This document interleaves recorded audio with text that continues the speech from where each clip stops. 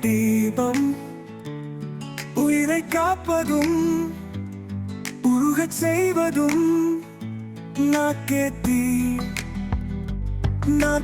தீபம் நாடி போகும் நெஞ்சத்தே சுழலாத சத்தியம்.